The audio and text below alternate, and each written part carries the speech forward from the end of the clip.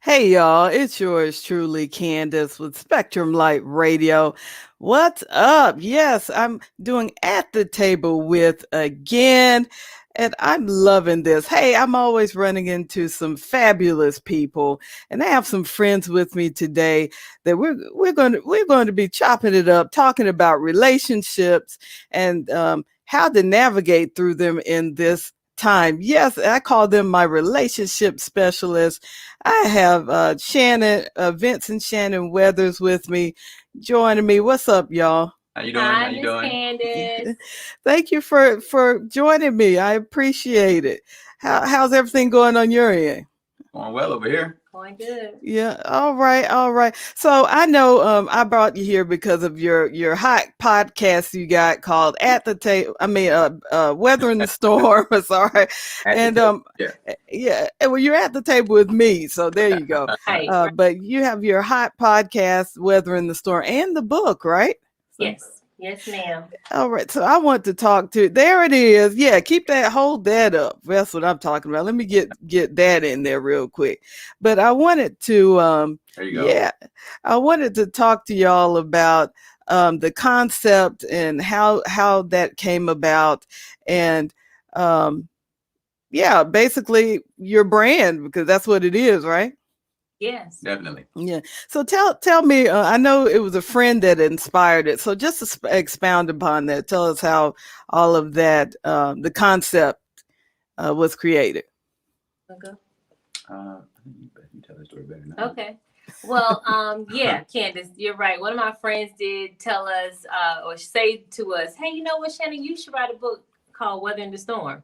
I was like, that sounds really, really nice. But at the time, I just didn't know what to do with it. I really wasn't writing at that point. So it kind of just stayed on the shelf. And then when the pandemic hit last year, my husband and I decided to start our podcast, and that name came to us, Weathering the Storm, because our goal is to share, with couples. Like sometimes you're gonna have storms, you're gonna go through them, but it don't matter what you go through; it's how you weather it, right? How you weather that storm. That's right. But I like one of the quotes that I saw on Facebook from you when you were talking about everything is a relationship, and so is that what that basically is about? Building relationships and how to approach different things, or what?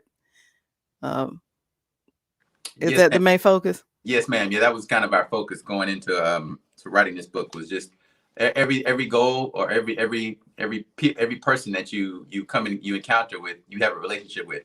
So with certain people, you can have a longer relationship, and that could affect how you behave, with that person. So we just went through a lot of different scenarios with how we, well, we can't speak to anybody's particular situation, but Right. how we handle certain situations and certain relationships and conversations and things of that such. Yeah, I mean that's what I love about because I was watching from I guess you can say basically day one. I watched how you brought different married couples in and talked to them and interviewed them. So is that what the podcast is? It's like an extension of the book where you bringing the couples in um, to talk about various topics and So, so No, go yeah, ahead. it's two things. The podcast really just initially because we didn't know like if we would even be good podcasters. To be honest, podcasting is not easy, and we learned right. that. So the goal was to share like who we were and the storms we dealt with early on in our marriage and some of the ones that we're still trying to get through. The reason why we brought couples in is because we really wanted them to share their perspective, in marriage, in a relationship, because everybody has their storm. Everybody has the things that they go through. And again, like I said it earlier, it's not necessarily what you go through, it's how you go through it. Like how you face it, how you respond to the storm or the trial or the tribulation. So we wanted to connect with other couples because, when you connect with people, you might get perspective that you didn't have before. You might Right, get, right. information that'll help you in your situation. So that was the goal with bringing other couples in. Now, what storms y'all? Because y'all seem like y'all just a happily married couple. You're always on cloud nine. It's like, where? So It's that's like, what people think. honey. Right. But that's real life talk right there. It's like everybody goes through something, but Right. like you said, it's how you weather it. Well, but I've always considered you. I've told you this before. We've known each other a long time, Shannon. It's like I've always considered you like my relationship specialist type person. It's like because you know about all that stuff. I don't even get involved with that. But how did you meet the couples that were a part of your podcast? I mean, your podcast. So, Let me take it. yeah. So most of the couples are just friends that we have through relationships, people that have come to some of our parties, our costume parties, people we know through Facebook. You know, Shannon has like 2,000 friends on Facebook, so we had a wide array to choose from. But yeah, that's it. No one really. Well, actually, they were special. I wasn't about to say no one special. I was about to say no one that we really sought out, right? Okay. Like Okay. Yeah, like no one that we were like, okay, we're gonna go get this person because we want that person for what they do. We were like, these are friends of ours and they're married, and they could provide some sort of insight into what they deal with. And secondly, I would say, Candace, too, like they show interest. The first time my husband and I aired our very first podcast, they were like on it, they were sharing it, they were very invested. Every single episode, every single thing, like even with the book, they bought the book. We sent a book to them for free, just to say thank you for being in the podcast with us. Yeah. But they had already bought because they have been invested. So the goal was to, we chose people just based on the fact that they just show love towards us, and we appreciate them. Oh wow! So you didn't have to put out a call. That's quite interesting because no call. Well, you know a lot of people, so you know, between the two of you, right? It's like well, I'm talking about you too, Vince. You know, right. He's trying to be modest. They know him. I got like 3 friends on Facebook. Right. I feel like the same. It's like, okay, I'm kind of hiding in plain sight here, but it works out that it works out for the good sometimes. But yeah. So what's your best? What's your favorite chapter, or what's your best line in the book? That's a good one. All right, let me see. I would say, let me look through the chapters. Mine. I like. Go ahead. What you about to say? You go ahead. Oh, you thought you were about to say something. So I would say mine would be the simple storms. Mm-hmm. My favorite chapter. I mean, I think a lot of stuff people deal with is pretty. We kind of blow it out of proportion. It's kind of simple, and it can be dealt with simply, or it doesn't have to be dealt with at all. You can just let it pass by. So I think simple storms really kind of speaks to a lot of stuff that I deal with. Oh, okay. Yeah, well, and that's again, that goes back to relationships. And now let me ask you, have you encountered any storms when you're pursuing relationships? Because I know I've seen one of the podcasts when you were talking about whether to let relationships naturally evolve or just be aggressive, like, focus and just go get what you're going after. So is that is that what you're talking about in the book or in your? Well, I would say in the book, we just talk about just the different storms that we experience as a couple and even individually. That's why this book is good for married as well as single couples or single couples. Single, single people who are seriously dating or serious about dating. But I would have to say that the most important storm for me, and that wasn't her question. What was your question again, Ken? No, go ahead with what you were saying. Yeah, you were saying that it's something that she was saying that I wanted to get to. Well, there is what I was asking was a lot of times some people think it's better to just pursue relationships. Yeah, that was it.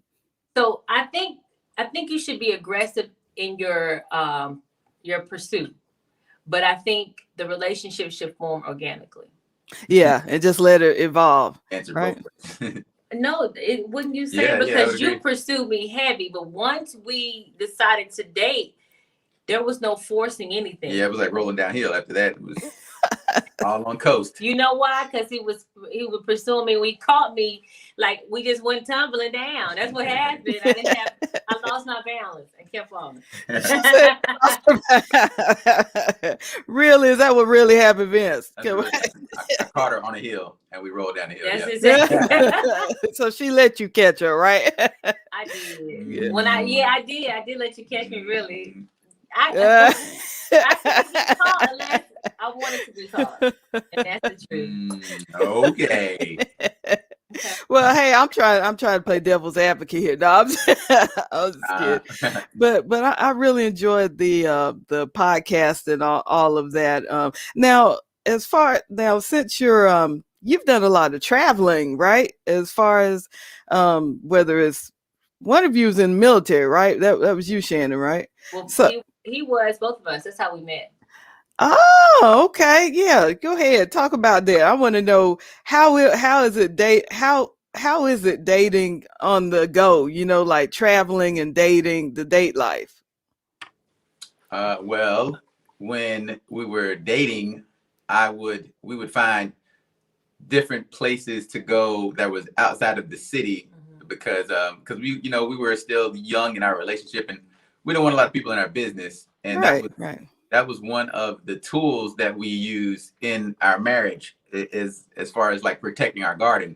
When we went through our marriage counseling, our doctor told us, hey, protect your garden and, your marriage can be fruitful, protect it and nurture it. And that was one of the things that we started doing even before we knew we were doing it. So yeah. just dating and just going out and having fun. I mean, like my wife said, I pursued her aggressively. There was no friend zone. Like I was going to let you know, I'm trying to date. I don't want to be your friend. I want to be your date. And if I can't be your date, then, I'll be a date later. Not a stalker though, right? No, I'm just kidding. Very stalkerish. Even his friends told him that. Like, borderline. It's all in your definition. but that's the thing though. It's like we when you want something, you go after it.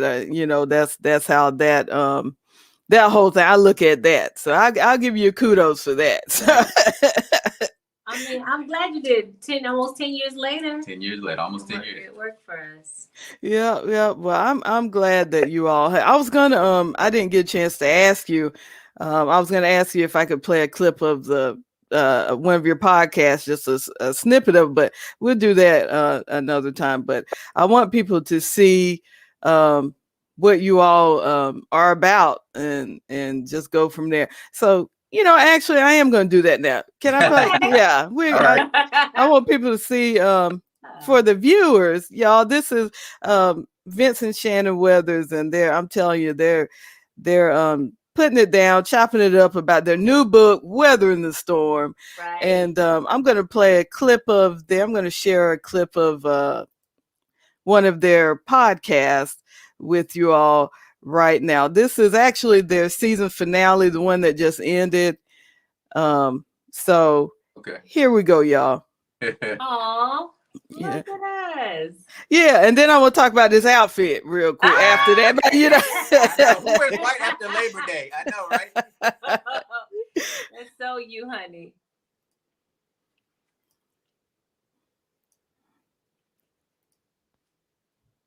Wow, look at you. Look at you. With the box looking like MC Hammer. Oh my God. Stefan Urkel. Hey, it was cute. Oh, but y'all, I want to talk. Where's the outfit now? Yeah, I know motivation, please. Motivation. I mean, you got the braids and the white dress on. You told me. I was trying to match your swag. There you go. No, my wife got me on leopard print. She's been trying to do it for years now, and I finally succumbed to the pressure. So I mean, I like to wear a little animal print, a little tiger print. Right. Little tiger, little tiger action. Well, I'm glad y'all. I'm glad. I'm like, okay, who came up with the costume? But my wardrobe. She's my costume designer. My wardrobe, makeup, hair, makeup. Yeah, she's all that. Well, she's a fabulous. Y'all fashionable or whatever. So yeah, have you been doing any face-to-face meetings? Since COVID and all that's going on, or have you been doing no book signings? No. Look at no. Yeah. Zoom. we'll Zoom with you, Yeah. but no face to face. And honestly, I'm glad you brought that up, Candace, because we were planning a singles event and we was going to have it on February the 14th because we wanted to share with singles. Like it's good to love yourself. You really can't effectively love anyone unless you love yourself first. But because of the increase with COVID cases and the people passing away, it just felt for us it didn't make sense to have anything face to face.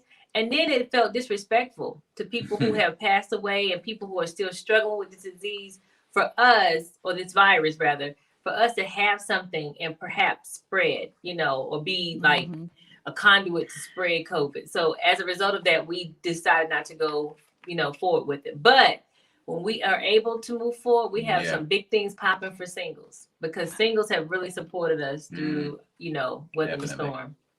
Oh, good, good. So you really are going to be organized, because I said the same thing. I said I had something planned in September of last year doing like a community thing, and I was going to invite just various business owners. I would have invited you all and some others. Thank But you. yeah, but I'm still planning on that though. So keep your ear to the ground or whatever. Yeah, you're going to be a part of the next event.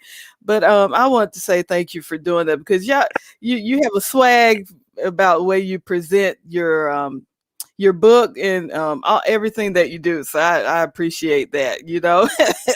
So, Thank you. yeah. Sure. Hold that book up again. I want to because I want everybody to get this. That's Gotta get it up in there. yeah, right. Hold on. Let me there you go. Weathering the Storm. Yeah, and tell everybody where they can find the book, like how they can get in contact with you.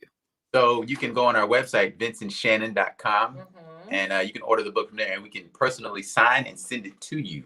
Yes. Oh yeah, really? Any questions or any suggestions, if you want to come on the show, feel free to email us at vinceandshannonweathers@gmail.com.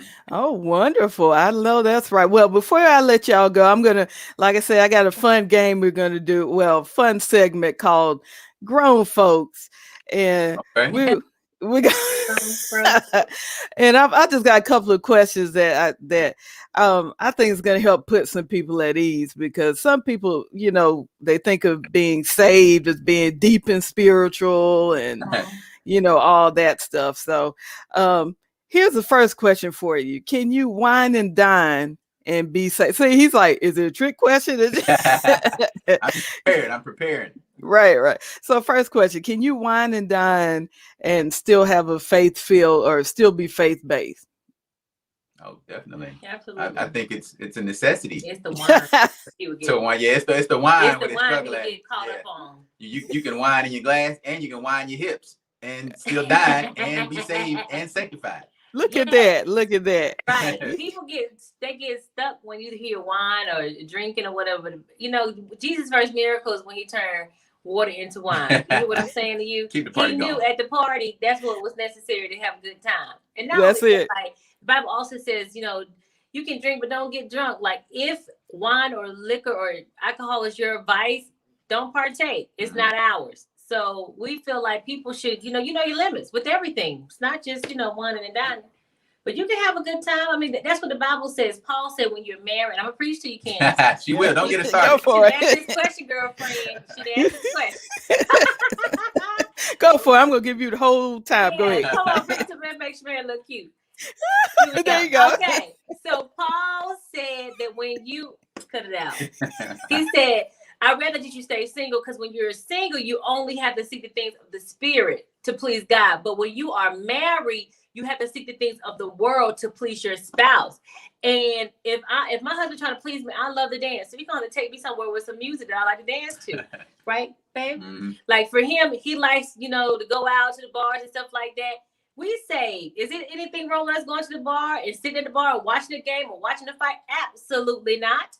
I'm doing things to please my husband. There you go. But the only thing when it becomes wrong is when you bring somebody else into your marriage and, you get drunk, and when you drink and you go and wreck your car and hurt somebody, that's when you defile yourself, because it's not what goes in your body to defile yourself, but what comes out. Okay, stop right there now. All right. See, that's what Yeah, go ahead, Vince. Yeah, share your words of wisdom on. I'm not following that up. Are you serious? For real. Well, But yes, the short answer is yes. yeah. I know it's like you got to have some fun sometime, Yes. It have got a relaxing time at the end of the day. Yeah. yeah. Well, now does sensuality play a role in faith-based marriages, and if so, what is it? See, Okay. I told we're going grown folks right now, Did you say sensuality or sexuality? Sensuality. Yeah, sensuality. Well, either you can add sexuality in there, but you Oh, know, well, now you're in my realm. Now you're in my Oh, realm. see, Yeah. So what we believe sensuality is an essential tool It's essential. for a proper marriage. We believe that there are three pillars to a successful marriage: money, communication, and sex. So if any of these three are broken or weakened, the marriage can crumble, and most times do crumble. Yep. So if you look at successful marriages, they usually have three of these things. These three things are pretty strong, and then At marriages. least two of them are. At least two, yeah, and the one they're probably working on. And and unsuccessful marriages, they're probably weak in one or two, and probably only strong or at least struggling in the other one.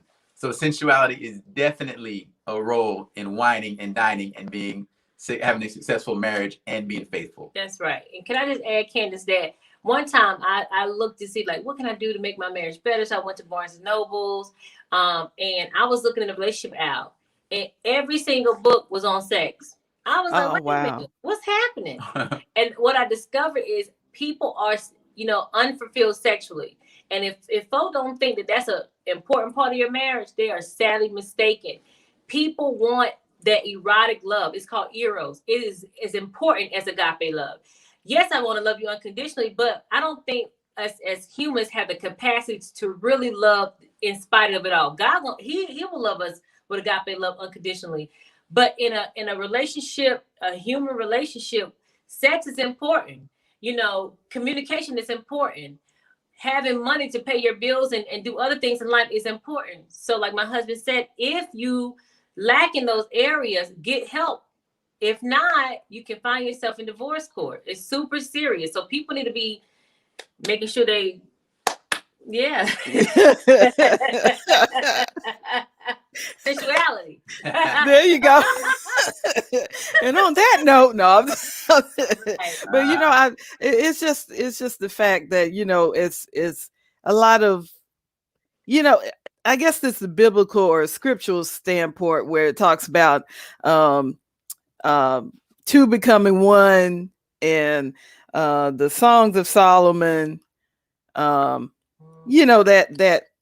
type of love is what people focus on. So that's why I wanted to ask the question. All right, now the last one is, now I know you don't have your arm out. I like his tattoos, so I threw this in there. It's like, Yeah, all right, they're covered up. I know. Well, yeah, but I like that arm. It's like that had to be painful, man. I shrugged that off. Oh, right. Yeah. is things like tattoos and I'm not gonna say mutilations, but piercings, is that an ultimate symbol of love? I've seen a lot of arguments about that. Have you ever thought about that? Any tattoos or?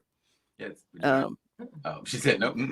I thought you were going a different way with that. I didn't think you were going to go with the symbol of love, but yeah, I would say tattooing could be a lot of believers would say it's some form of mutilation because we view the body as a temple. Yeah. But me and my wife, we view the body as a temple as far as what you put in it and what comes out of it.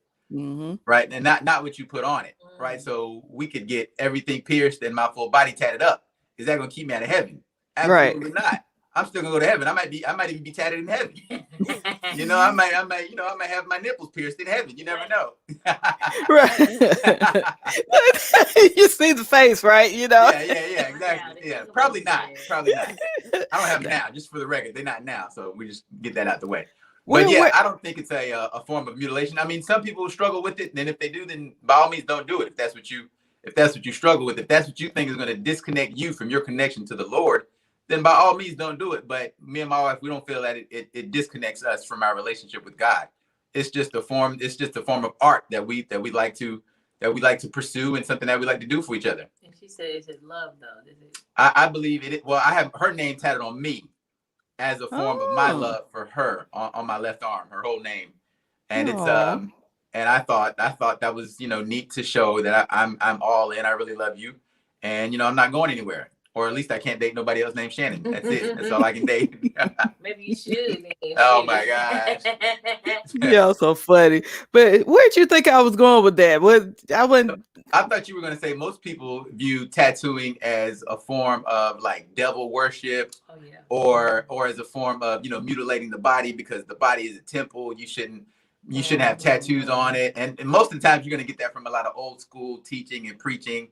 And nowadays that's just not the case. That was, I'm gonna say this, that was never the case. I don't think that they can come call me and ask me, but you're not gonna have, you can have someone that's fully tattooed and be preaching the word and pastoring the church, earrings, tongue rings, and they're still gonna go to heaven if they believe that Jesus Christ died for our souls. And if we're reading the whole Bible, there's times in the scriptures where they would say, men and women, put your earrings in and let's have a party. Like, there are biblically based stories to support people wearing earrings and tribal wear and all these things that have nothing to do with satanic, worship. Have nothing to do with that. So I think a lot of stuff that we deal with as believers just comes from religious organization and just corporate church. Denominational preaching, that type of thing. Yeah. So I believe what the Bible says. Work out your own soul salvation with fear and trembling. You hear what I'm saying? My personal walk belongs to me and God. And I promise you, he will convict me of the things that is dividing me from him. Outside of that, you look, get out my business. Okay? Because I just believe that Jesus died for all of this. That's it. Now bring us back and we can teach we can talk to you, Candace, about, how Jesus smacked down religion. And a lot of stuff that folk are doing is religious. And a lot of marriages suffer at the feet of religion. And people are not married, no longer married, or their marriages is in shambles, or the relationships in shambles, or they don't even know how to relationship effectively. You guys see how I use that word? They don't know how to relationship effectively because of religion. Turned into a verb. Period. That's what I was going. And that was kind of, I was going to ask that next. So I'm glad you brought that up, because that's what I'm saying. I mean, you have 60% of divorces are in the church, 60-70%, and it's like, it's like, it's almost like, do you see it as them competing? It's almost like trying to measure up to something that is, I'm not going to say isn't real. It's but unattainable. There you go. Yeah, it's unattainable. They're holding their congregation to standards that they don't live up to themselves. There you go. And as part two is a form of control. Yeah. They be trying to control folks. Yeah, we're not about that. Me either. Yeah. It's like let us just live, and we'll serve God the way we know how to serve him, and all that. But I that's the information. I just wanted to bring you on and just get your perspective. You have a unique perspective about life, about relationships, about all of that. So I appreciate you joining me today. And get their book, Weathering the Storm. And I'm going. And go to VinceandShannon.com. Also check out their YouTube channel, Vince and Shannon Weathers. I'm telling you, you're gonna laugh the whole time, but I promise you're gonna be informed and get a different perspective about life and relationships. So thank you all for joining me. See, quick, easy. Thank you. And for having us. Thank you for having us. Yeah, and I'll see you all soon, or chat with you soon, let you know what other things are coming that you can join us in on. So perfect. Okay. Thank you, Candace. All right, thank you. Take care, y'all. Bye.